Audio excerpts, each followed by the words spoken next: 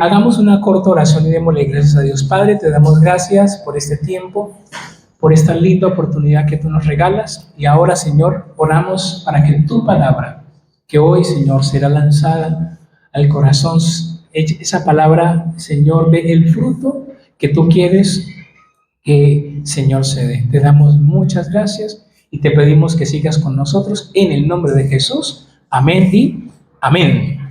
Precisamente, a veces uno experimenta cosas que uno no está esperando y que uno dice, bueno, Señor, ¿por qué está pasando este tipo de cosas? Y en parte de lo que yo viví allá fue eso, ¿no? Porque pasaron cosas que yo no esperaba y que uno conoce a Dios de una manera distinta. Para entrar en materia con lo que vamos a ver a manera de introducción, yo quiero empezar primero con algo llamado las creencias. Y encontraba que las creencias pues tiene que ver con la manera como cada uno de nosotros piensa y concibe la vida. Cada uno de nosotros tiene un sistema de creencias, aún un sistema de creencia de cómo, por ejemplo, nos vemos a nosotros mismos, quién nosotros creemos que somos, o una creencia de la capacidad que tenemos. Uno dice, yo para esto soy bueno y para esto, ¿qué pasa? No soy bueno. Pero a veces usted experimenta cosas y usted dice, yo no sabía que podía con esto hasta que, ¿qué? Hasta que enfrenté la circunstancia. Pongo un ejemplo rápido que nos pasó a nosotros con la iglesia en el 2020 con la pandemia. La iglesia y todo tuvo que girar ¿hacia dónde? Hacia lo online. Y no era si uno sabía o no sabía, había que ¿qué? Había que aprender, había que lanzarse. Y en mi caso descubrí que yo pude manejar una serie de cosas online que Marta decía, no, allá usted, hágale usted a eso, ¿cierto? Pero eso me enseñó, yo no sabía que tenía esa capacidad hasta que, ¿qué? Hasta que pasó esa circunstancia. Usted tiene un concepto de usted, pero hasta que usted no pase por algo, de pronto usted no se da cuenta de esa habilidad que tiene usted ahora. ¿Por qué estamos hablando de las creencias? Porque cuando son sanas y buenas, qué alegría. El peligro es cuando hay creencias que nos limitan. ¿Y por qué hablo de esto? Porque vamos a hablar un poquitico acerca, por ejemplo, de las creencias que la gente tiene de Jesús. Por ejemplo, pregunto, ¿usted cómo cree que era Jesús físicamente? ¿Cómo cree que era Jesús físicamente? De pelo largo, ¿qué más? ¿Cómo? ¿Cómo lo pintan? ¿Y cómo lo pintan? Mono.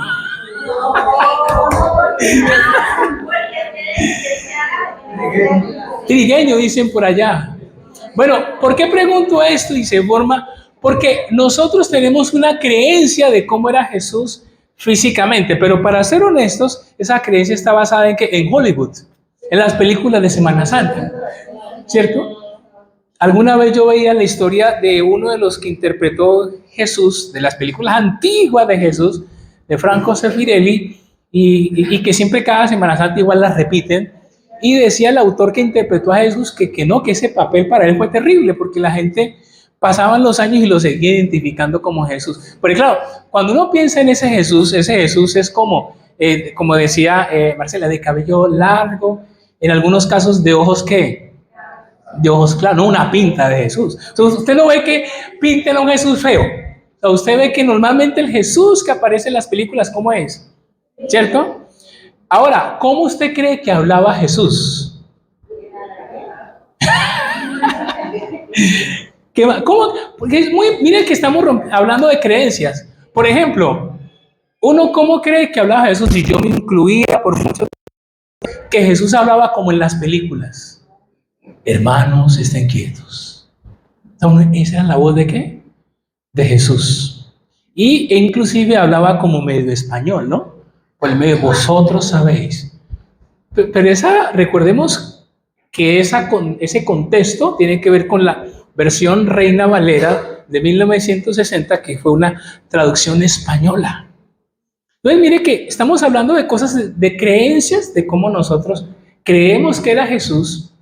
Y obviamente a mí no me interesa entrar en la descripción física, pero lo que sí me interesa es que tengamos en cuenta que tenemos un concepto de un Cristo pero que hablando, por ejemplo, del Jesús físico o el Jesús que hablaba, lo tenemos mucho más influenciado por el tema de las películas, ¿cierto? Y que casi que vemos como que Jesús iba caminando, ¿qué? Lento. Y resulta que no es así. ¿Por qué? Porque el concepto que usted tenga de Jesús va a definir mucho la relación que usted tenga con Él. Por ejemplo, algo muy básico y es, si yo tengo un concepto errado de, por ejemplo, de Sandra, si yo tengo un concepto errado de Sandra, yo me voy a acercar a ella de una manera que prevenida. Porque yo digo, no, es que a Sandra me dijeron que, o me contaron que, o sea, la creencia sobre alguien, el concepto sobre alguien, define mucho. Yo quiero que vayamos a la Biblia porque a alguien le pasó eso. A alguien le pasó que tenía un concepto, en algún momento se confundió con Jesús. Quiero que vayamos por favor a Mateo capítulo 11. Vamos a leer 4 versículos muy cortos y muy concisos. Dice Mateo capítulo 11 de la siguiente manera, el versículo 2 en esta versión. Al oír Juan en la cárcel de las obras de Cristo, mandó por medio de sus discípulos a decirle, ¿eres tú el que ha de venir o esperaremos a otro? Y respondiendo Jesús les dijo, id y contad a Juan lo que oís y veis.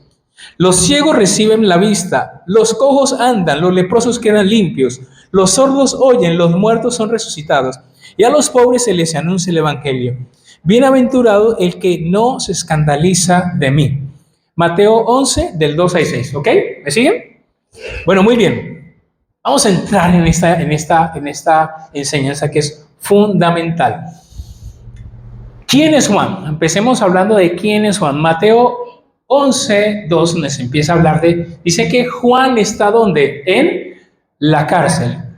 Para algunos de nosotros puede ser fácil, pero es importante aclarar que una cosa es Juan el Bautista y otra cosa es Juan el Evangelista, el apóstol. En el tiempo bíblico el nombre de Juan era muy famoso. Por eso muchos se ponían el nombre de ¿qué? De Juan. Y una vez se confunde en la Biblia, pero una cosa es Juan el discípulo de Jesús y otra cosa es este Juan, Juan el Bautista. Claro, exactamente, el primo, literalmente. Cuando usted lee Juan 1:29, anótelo solamente, uno ve que Juan ve venir a Jesús y Juan dice, he aquí el Cordero de Dios que quita el pecado del mundo. O sea, Juan identifica a Jesús. Juan ve que viene Jesús y dice, Él es Jesús. Cuando usted lee Mateo 3, del 13 al 17, Juan bautiza a Jesús. Recordemos que están en el Jordán, Jesús llega y Juan que dice, no, pero yo no lo debo de bautizar a usted. Y Jesús dice, no, deje porque está escrito que así se debe hacer. Y Juan bautiza a Jesús y de repente, ¿qué sucede? Desciende el Espíritu Santo en forma de paloma y este es mi Hijo amado y la voz de Dios. O sea, Juan ha identificado a Jesús, Juan ha bautizado a Jesús, Juan sabe de alguna manera quién es Jesús, él lo identifica, pero en Mateo capítulo 11 encontramos a Juan en una crisis. Obvio, está en la cárcel. Ahora, rápidamente, ¿por qué él está en la cárcel? Porque había denunciado que uno de los oficiales estaba con la esposa de uno de sus hermanos y se metió por ahí a señalar eso y lo metieron a la cárcel. Más adelante lo van a matar, ¿recuerdan? Van a decapitarlo, pero todavía no ha llegado el momento. Juan está en la cárcel, pero quiero que recapitulemos algo. Juan identificó a Jesús, Juan bautizó a Jesús, Juan vio que el Espíritu Santo descendió como paloma sobre Jesús, pero en Mateo capítulo 11, el 2, Juan tiene una duda. ¿Cuál duda tiene Juan? Juan manda a preguntar a dos de sus discípulos, por favor, vayan y pregunten si Él es el que ha de venir o qué, o esperaremos a otro.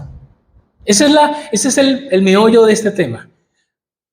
Por favor, yo quiero saber si Él es el que va a venir o esperaremos a otro. Pero hay una gran pregunta que a nosotros nos tiene que surgir y es, ¿pero por qué Juan estaba dudando? Esa es la pregunta. ¿Por qué Juan estaba dudando? Imaginémonos que yo hago, no sé, un negocio aquí con Oscar y nos encontramos y firmamos y a los días yo digo, por favor, mira, ¿usted es Oscar o no es Oscar? Ese es el tema. ¿Por qué si lo ha visto? ¿Por qué si lo bautizó? ¿Por qué si Juan vio descender el Espíritu Santo? ¿Por qué Juan tiene duda? Es la pregunta que hay que tratar de resolver, y para eso nosotros tenemos que recordar cuál era, se diría, la cosmovisión de los judíos acerca del Mesías. Recordemos que desde Moisés había una profecía que un día iba a venir, que un Salvador. Y por siglos los judíos esperaban a un Salvador, pero recordemos que el Salvador que esperaban era un Salvador tipo Arnold Schwarzenegger mezclado con Rambo, con esos grandes, o sea, alguien que venía y los iba a liberar. La visión que los judíos tenían del Salvador era de un guerrero, algo así como un David 2.0, una segunda versión de David. Por eso cuando uno lee en la Biblia uno se encuentra que Jesús lo rechazan tanto. La clase religiosa que le decía a Jesús, aún recordemos que dijeron, pero de Nazaret podrá salir algo bueno. Porque no pensaban que de Nazaret salía el Salvador, no entendían eso. Los fariseos y saduceos lo atacaban. Es más, se cree que creer en Jesús en aquella época era del populacho, era alguien como sin educación, porque no podía ser. Es más, cuando uno sigue analizando, uno se da cuenta que los discípulos también tenían una idea errada de Jesús. Por ejemplo, en Hechos capítulo 1 le dicen, Señor, ¿y cuándo restaurarás el reino? ¿Se acuerdan? Porque ellos, el gran punto del judío es que se acabe este imperio. Ellos no entendían mucho el tema de la salvación, ellos no entendían eso. Entonces, ¿por qué estamos hablando de esto? Porque aquí entra el tema de lo que le decía al inicio. Había una creencia que los judíos se habían formado ¿de quién? De Jesús. De que iba a ser un salvador, un guerrero sobre todo, y que los iba a liberar del imperio romano. Eso era. Pero cuando Jesús vino hablando del amor, de la paz, de que ponga la otra mejilla, este no puede ser Jesús. Es más, por eso es que se cree que Judas, por ejemplo, lo traicionó. Porque Judas, que se cree que era de un grupo llamado los Celotes, que también Pedro hacía parte de eso, era como una especie de medio guerrilla que quería sublevarse contra el imperio, sublevarse, y entonces cuando ellos ven a Jesús dicen, este es el líder. Pero cuando Judas entra y este líder que él cree que los va a llevar a la libertad, empieza a hablar del amor y la paz, Judas que dice, no, yo aquí tengo que sacar aunque sea algo. Y Judas, entre comillas, vende a ¿qué? Vende a Jesús. Y lo que estamos viendo, todo lo que se generaba cuando no se tenía una creencia errada de quién era Jesús. Ahora, ese era el punto, y por eso la palabra, porque Jesús no era lo que ellos esperaban. Ahora, aquí viene la enseñanza para nosotros hoy. A lo largo de los años, yo me he encontrado con mucha gente. Hay muchos cristianos que por alguna razón, sean errores de la iglesia, líderes, pastores, quien sea, o ellos mismos tienen una idea errada de Jesús. Por ejemplo, hay muchos cristianos que Jesús para ellos es alguien que debe cumplir mis deseos. Casi que como una especie de mago como genio de la lámpara. Que yo lo froto y Jesús, deme tal cosa. Y si Jesús no me hace esto, entonces no es Dios. Para otros, la idea que tienen de Dios o de Jesús es alguien que me debe prosperar. Y lastimosamente, desde este lado se ha hecho mucho daño, porque hoy en día se habla de la famosa teología de la prosperidad, que es un énfasis exagerado en Dios te va a bendecir, Dios te va a bendecir, no importa que pegue, Dios te va a bendecir, y la gente cae en eso. Hay muchas iglesias con ese énfasis, porque se ha vendido la imagen de un Jesús. Ven para que Dios te prospere. No se habla de pecado, no se habla de lo malo, no solamente se habla de la prosperidad. Entonces hay gente que tiene esa idea de Jesús, o para muchos Jesús es alguien que a mí me tiene que hacer feliz y que me evite el dolor. Una de las cosas en las que yo más veo que el cristiano entra en crisis es cuando tiene problemas. Porque por alguna razón cree que estar con Jesús es cero problemas. Y yo le quiero decir algo que si usted lo que lo engañaron, no es así. Mire, yo le digo una cosa, yo lo vivía a propósito. Dios sabe que yo trato de tomar decisiones siempre basadas en la palabra de Dios. Y cuando empezó lo que pasó, yo dije, Señor, pero ¿qué está pasando? ¿Por qué me pasa esto? ¿Por qué siento esto? ¿No? Y para mí fue un conflicto muy interno entender que uno tiene que conocer a Dios aún en los momentos difíciles. Porque yo me he encontrado con mucha gente que se ha decepcionado de Dios. Porque es que me dijeron que el Señor me iba a solucionar el problema y sí, eventualmente soluciona. Pero a veces una manera también de formarnos es generando una crisis. Y donde yo les quiero llevar es que la clase religiosa, los discípulos algunos, mucha gente estaba confundido de cómo debía ser Jesús. Y hay un problema muy grande porque el problema es que cada uno de nosotros puede tener que una idea de cómo debe ser Jesús. No es que Dios para mí debe ser esto, el que me soluciona, el que me hace feliz. Y no quiere decir que Dios no dé esas cosas. Pero hay un gran peligro si yo me acerco a Jesús y me acerco a Dios con un concepto errado. El problema de Juan era ese. Juan, aunque había visto a Jesús, había visto descender la paloma sobre él, sabía, Juan decía, pero este no encaja. No veo que coja un arma. No veo que diga contra Herodes, ¿cierto? Y levanta a la gente. No, a este lo veo hablando otra cosa. Juan, si tratamos de hackear la mente de Juan, Juan dice, hay algo que no me encaja. Porque él no es lo que yo esperaba.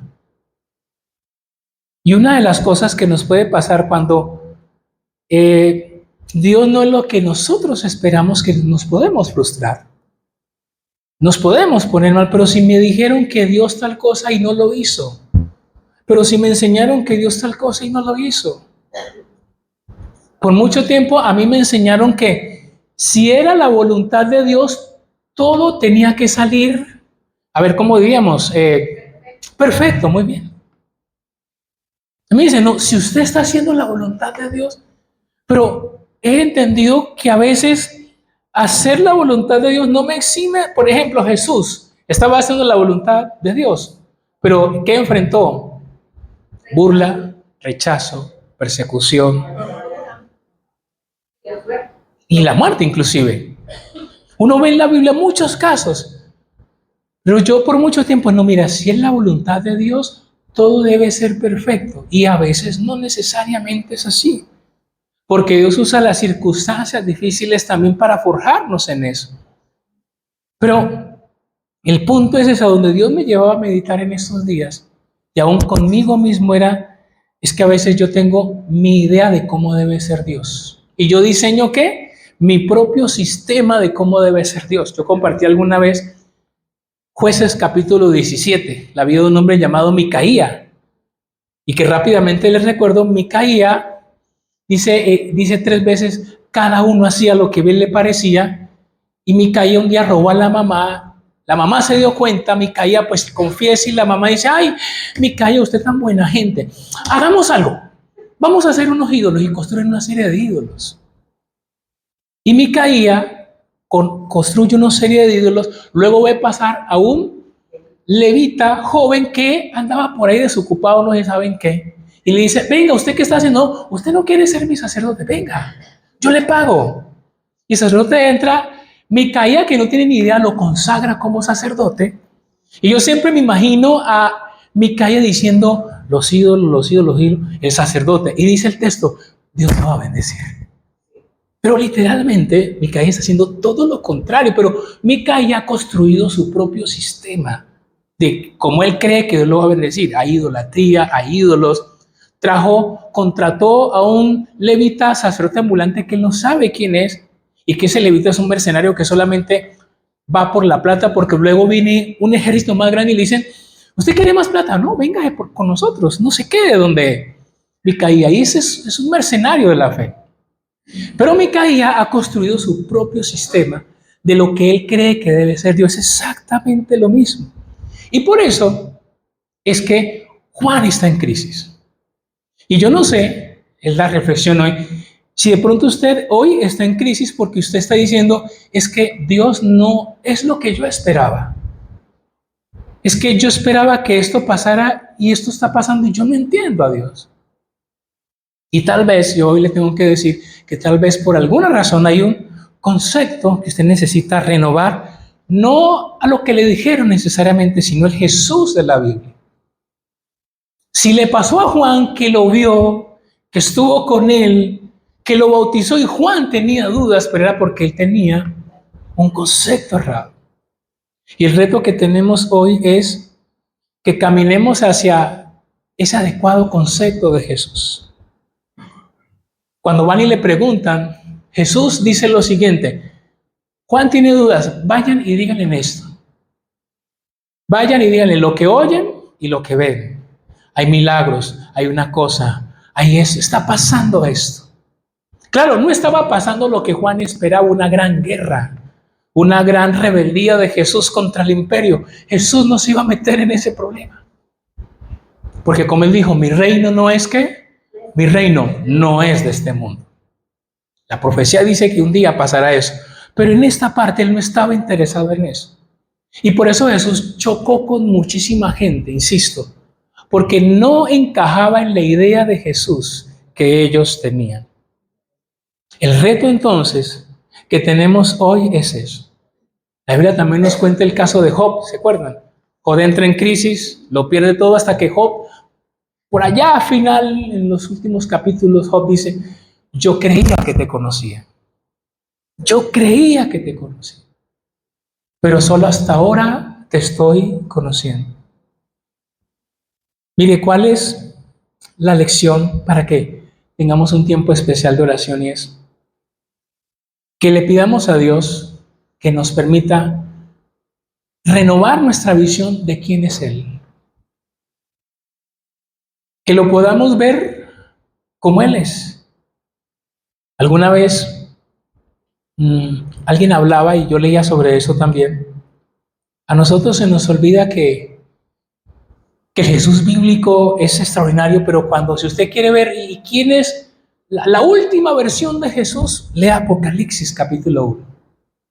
Porque en Apocalipsis capítulo 1, Juan ve a Jesús. Pero es que ha sido transformado. Dice Juan, yo estaba en el Espíritu en el día del Señor, oí una voz y cuando volteé a mirar, dice que Juan, ve a alguien con una cabellera blanca. Hay toda una simbología, ¿cierto? El blanco en la Biblia y más la cabellera blanca dice que es sinónimo de que de mucha sabiduría. Dice, y luego de eso, mira, ahí está eso. Dice, si usted lo ve, dice, sus ojos eran como de fuego. El fuego tiene que ver con el juicio. Dice, en su boca, había una espada de dos filos. Pues no es que Jesús tenga una espada aquí, sino que tiene que ver con la palabra de Dios. Y Juan ve a Jesús y no es el Jesús que él conoció. Es que es Jesús glorificado. A veces, insisto, nosotros podemos tener un Jesús, entre comillas, pequeño, que no puede, o una idea errada, pero el Señor quiere hoy decirnos una cosa, y es de pronto, perdóname si no soy el Jesús que tú quieres que yo sea. Perdóname si no soy lo que tú esperabas, pero sí soy lo que tú necesitas. Y ese es el mensaje de hoy, familia, que nos acerquemos a Dios y que le pidamos a Él que quite cualquier creencia errada que oímos, que escuchamos o que nosotros consideramos. No, Él es Jesús. El mensaje para Juan, que tenía dudas, no, Juan, yo soy Jesús. De pronto no soy lo que tú esperabas, pero yo soy Jesús. Así que, familia, vamos a orar. Vamos a tener un tiempo especial de oración. Vamos a darle gracias a Dios. Vamos a Toman ahí la mejor posición en oración y vamos a darle gracias por su presencia. Padre, te damos muchísimas gracias por esta mañana, Señor, que tú nos has traído.